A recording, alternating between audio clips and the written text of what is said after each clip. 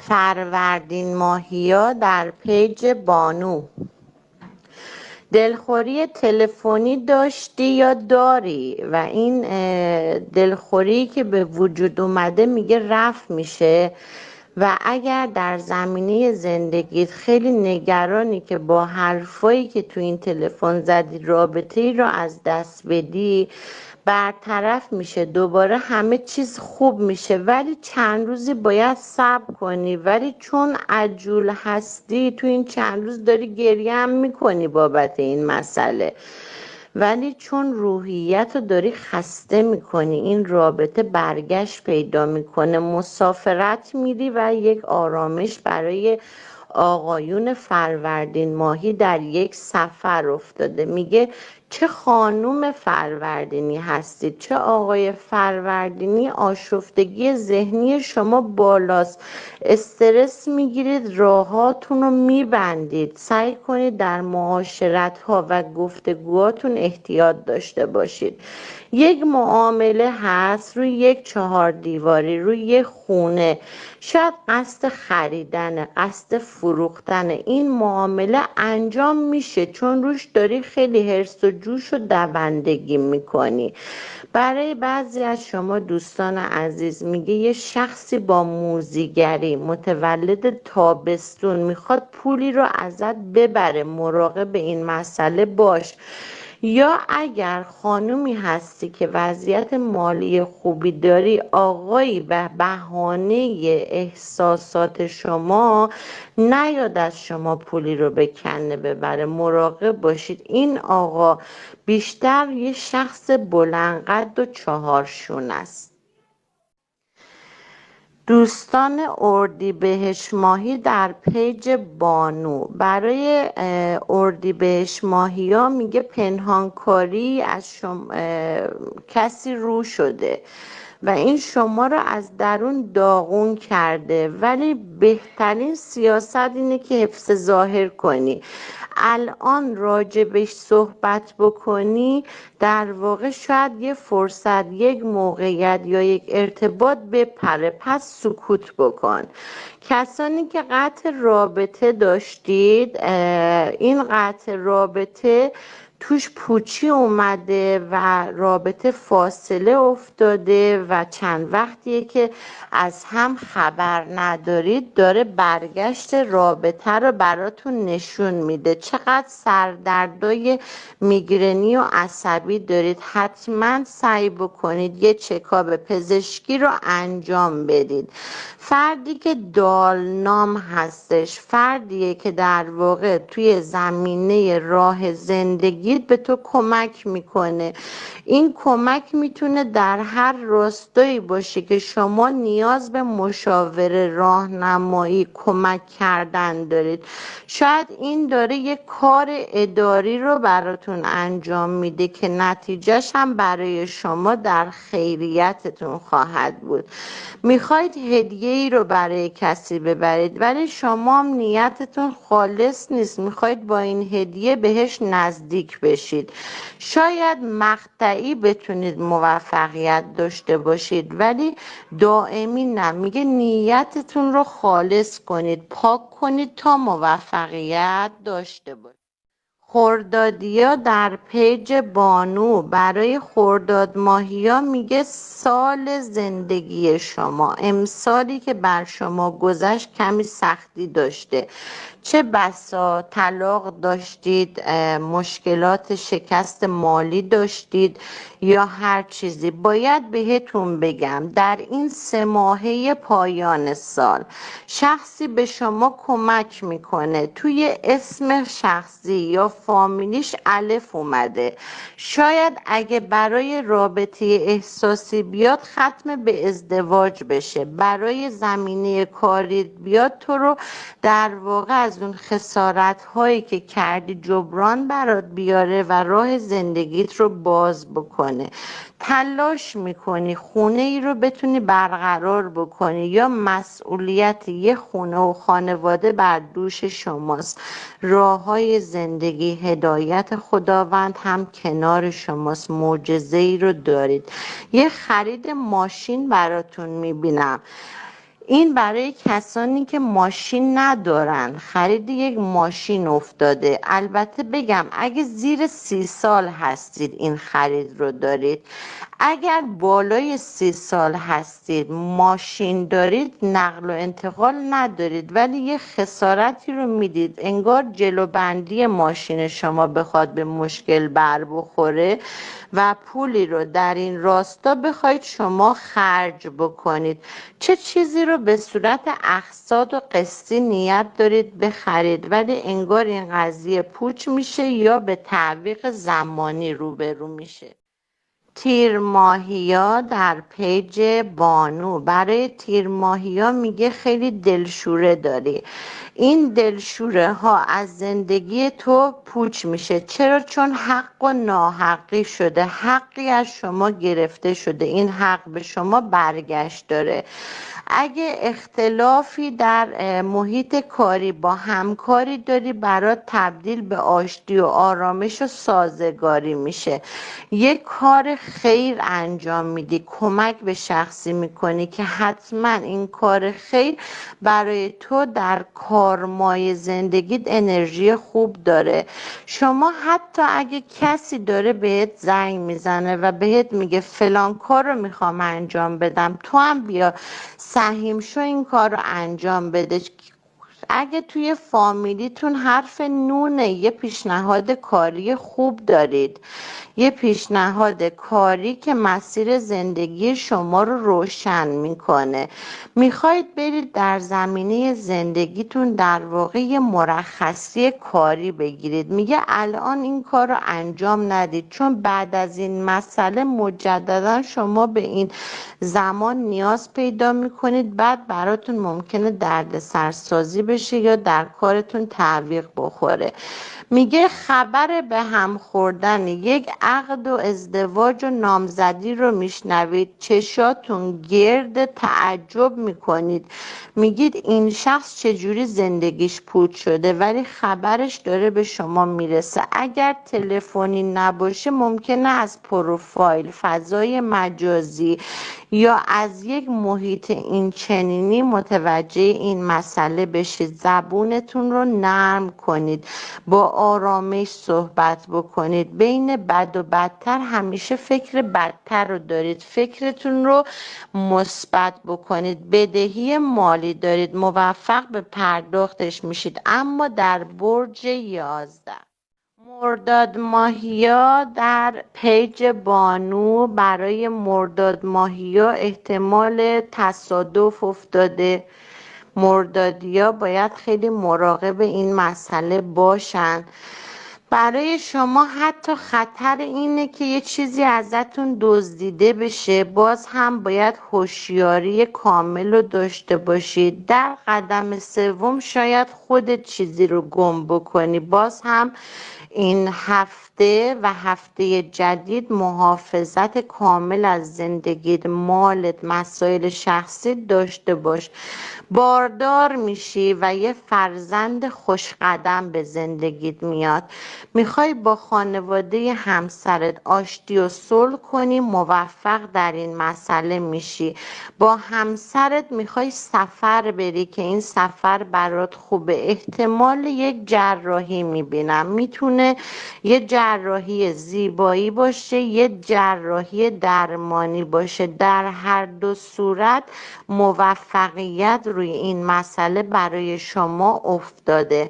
برای شما افتاده که امضای یک قرارداد رو دارید. امضای این قرارداد در واقع برای شما اگه در حروف اسمیت، سین، ی یا دالنام هست موفقیتی رو به دنبال داره. یک کاری رو شروع کردی، آقایی هستی بین 25 تا 32 سال، توی کار آزادی رفتی، الان میگی درآمد ندارم، منبع من ضعیفه ولی درآمدت افزایش پیدا میکنه. برای بعضی از دوستان حمایت همسر رو میبینم، برای بعضی از خانوم هایی که رابطه عاشقانه دارن حمایت شخص عاطفیشون رو میبینم. اگه قصد تحصیل دارید، میخواید در دانشگاه ورود پیدا کنید، تلاش کنید راه براتون باز.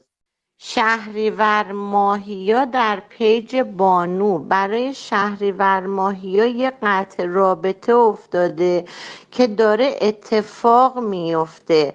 شاید در واقع میگه میدونی که این رابطه داره به پایانش نزدیک میشه، اقدام به کار دعا کردی، اما این دعا باید تکرار و تکرار بشه.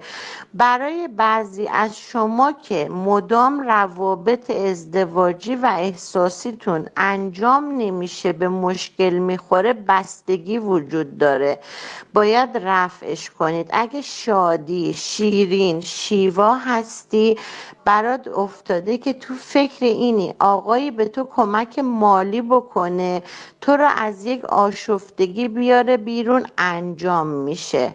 یه نظری کردی، نظر 5 تن، ازش جواب میگیری.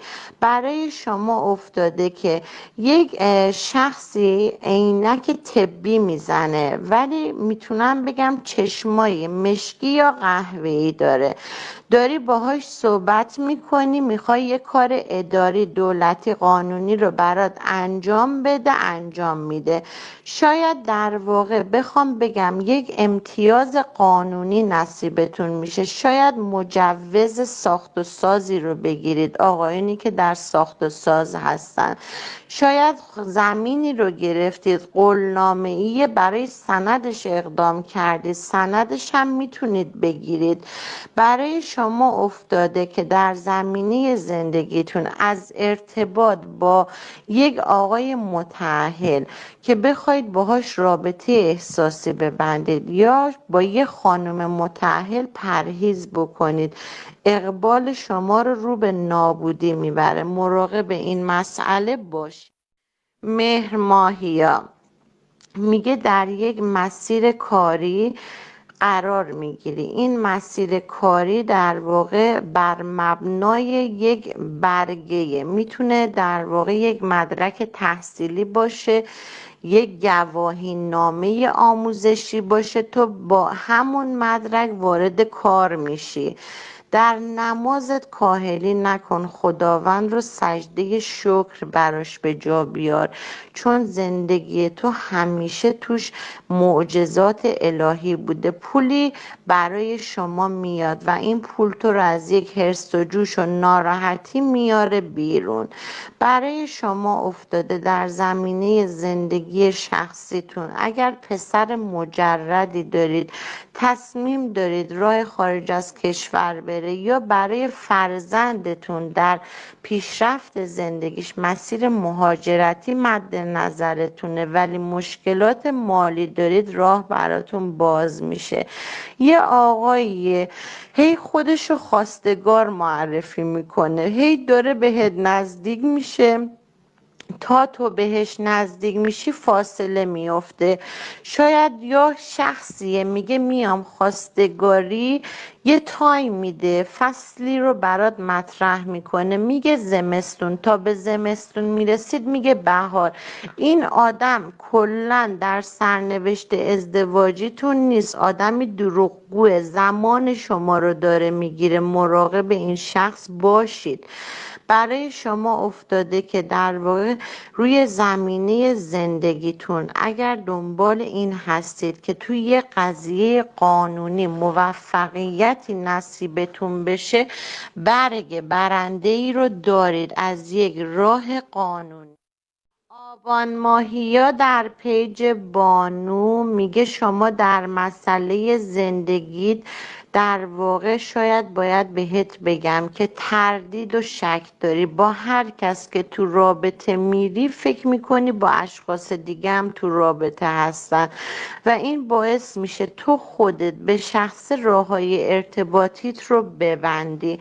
دعوت به یک جمع میشی، دوست تو رو میبره تو یک جمع، رفت آمده تو این جمع پایدار میشه، البته سود و منفعتی هم برای شما اللحاظ روحی، مالی، اللحاظ قدرت اجتماعی به وجود میاد. از همسرت بسیار پرتوقع هستی، متأهلین، اختلاف دارید روی یک توقع زیاد، توقعتون رو بیارید پایین. توی خانواده شما برادر یا خواهر شوهرتون رو در حال طلاق و جدایی میبینم، یا صحبت از طلاق و جدایی برای همخون شما مطرح میشه. تغییر شغل فکر میکنید، فعلا دست نگه دارید، ضرر میده براتون. برای بعضی از دوستان در واقع براتون دیده میشه شما یک سفر راه خارج از کشور دارید، یا روی مسیر خارج از کشور داری یه برنامه ریزی رو انجام میدی. شخصی متولد زمستون، دی و بهمن و اسفند ما به تو کمک میکنه توی این فکرت بتونی موفقیت داشته باشی. به احتمال خیلی زیاد در زمینه زندگی شما میگه از جانب رضا، علی رضا، یا کسی که پسوند یا پیشوند ری یا الف در اسم شخصی یا فامیلیش وجود داره، یه آشنایی دارید و این آشنایی برای زندگی شما ادامه دار خواهد شد. ماهیا در پیج بانو میگه دنبال پولی هستی، چون این پولو به کسی دادی، از این فرد طلب داری و میری این پولو میگیری. پس نگران نباش چرا بابت این قضیه هرس و جوش میخوری. خلأ عاطفی داری، عشقی به زندگی تو وارد میشه، یه رابطه احساسی شروع میشه. مجردهایی که در آذر ماه به دنیا اومدن در واقع براشون مستقل شدن از لحاظ مالی و کاری میبینم. یه وابستگیایی از زندگی شما میره بیرون. میفهمی شخصی که در زمینه زندگی شما به شما خیانتی رو انجام داده دچار مشکل شده. اشک یا گریه یا ناراحتی این شخص خبرش به گوش شما خواهد رسید. برای شما در واقع میگه در زمینه زندگیتون احتمال خیلی زیاد در واقع بخواید مهمانی رو برای کسی ترتیب بدید، سورپرایزی بکنید، جشنی رو برقرار بکنید که میتونه در هر مسیری که هست انجام بشه، چون این کار رو شما دارید انجام میدید. احتمال خیلی زیاد مطلقین آذر ماه خیلی به ازدواج یا مسیر ازدواجی فکر میکنید با یک آقا. این آقا متأهله، تعهد داره. ببینید شاید ازدواجی مثل صیغه براتون اتفاق بیفته که موقتی باشه، عقد دائمی در این زمینه برای شما دیده نمیشه. کمی غرورتو زیر پا بذار. گاهی غرورت باعث میشه تو در زندگیت عقب گرد داشته باشی. غرور خودت رو کنترل بکن. دیماهیا در پیج بانو، برای دیماهیا خوشبختی میبینم. یک ازدواجی تو خیلی میترسی واردش بشی، وارد بشی برات موفقیت درش دیده میشه. آقایونی که در زمینه راه زندگیشون به دنبال این هستن که در واقع در کنار تعهدشون، ازدواجشون رابطه احساسی رو داشته باشن، میگه روی این رابطه احساسی براتون خوشحالی هست. برای بعضی از دوستان عزیز در واقع میبینم که روی زمینه زندگیتون نامزد هستید. این نامزدی خیلی ادامه دار شده. وقتشه که از شخصی بزرگتر، از شخصی ریش سفید در این کار ورود بدید که این فاصله و زمان برداشته بشه، وگرنه اینکه زندگی شما با همین بستگی و نامزدی چند ساله میره جلو. انگار شخص مقابلت نیاز به یک تلنگر داره، این تلنگر رو باید وارد بکنی. میخوای از ایران بری، قصد و ارادش رو کردی، راه برات باز میشه و این اتفاق برای شما به وجود میاد. کار شما در زمینه زندگیتون در واقع میره توی یک کار تجارتی، داد و ستدی که براتون موفقیت خواهد داشت. اگر شغل هنری دارید، در واقع سعی کنید تبلیغات شغلیتون رو ببرید بالا تا بتونید در واقع در کارتون پیشرفت داشته باشید. حسود دارید، مراقب باشید. شخصی از همخونتون جایی براتون میزنه و موفق میشید متوجه بشید گره از کجاست و احتمال داره که در واقع آشفتگی رو بفهمید از کجا چشمه میگیره. چند روزی در بستر مریضی میافتید ولی خدا رو شکر راه درمانی میرید که به شما نتیجه مثبتی رو میده. ابرهای تیره، فکرای منفی رو از خودت دور.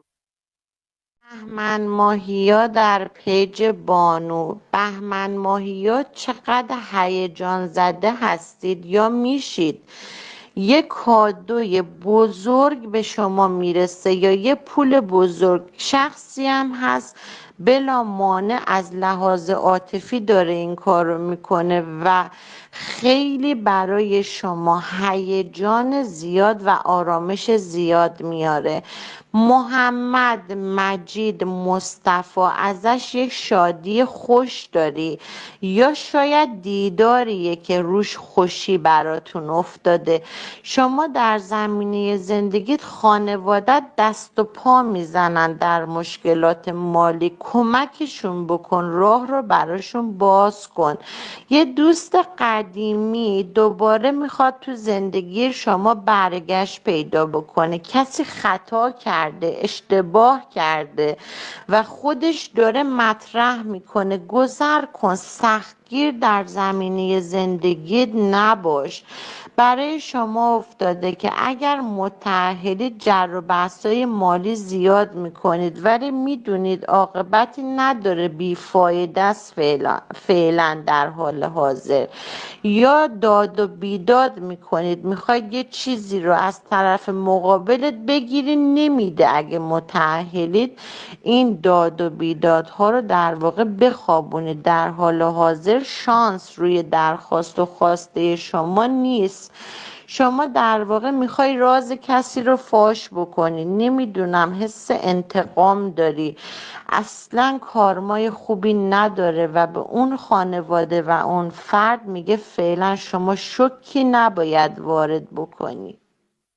اسفند ماهیا در پیج بانو میگه شما در زمینه زندگیتون دلتنگید، میخواید یک نفر رو ببینید اما شرایط ندارید. این دیدار برقرار میشه، قدرتی به زندگی تو میاره. شخصی که در فامیلی خودش حرف نون رو داره، در کار یا در درس یا در عشق یک موفقیت خوب نصیبتون میشه. برای شما متأهلین احتمال طلاق و جدایی میبینم. بارها به این نتیجه رسیدید، تعویق دادید ولی هر دوی شما نمیتونید برای هم موفقیت ایجاد بکنید. افسوس گذشته رو میخوری، گذشته برات جبران میشه. با خانواده خودت، با پدر برادر جر و بحث داری، از روی دلسوزی داری حرف میزنی. منطق اون شخص فعلا ضعیفه، پس شما فعلا سعی کن رو در روش به صحبت و گفتگو نرسی. مالی رو از تو در گذشته دزدیدن، خبر قانون میاد، این دزد پیدا خواهد شد. برای شما دوستان عزیز در واقع دیده میشه تو فکر این هستید که بخواید در واقع روی زمینه زندگیتون یک ملک و معاوضه کنید. استاب و توقف میده این کار رو انجام نباید بدید چون برای شما مساعد و مناسب نیفتاده. اگر رابطه عشقی ندارید، یک رابطه عشقی و احساسی برات شروع میشه با شخصی که در پاییز به دنیا آمده و نشانه فصل پاییز رو داره. خانومی جوان که یا آقای جوان که یک رابطه مثبت برات با این شخص جفت و جور خواهد شد.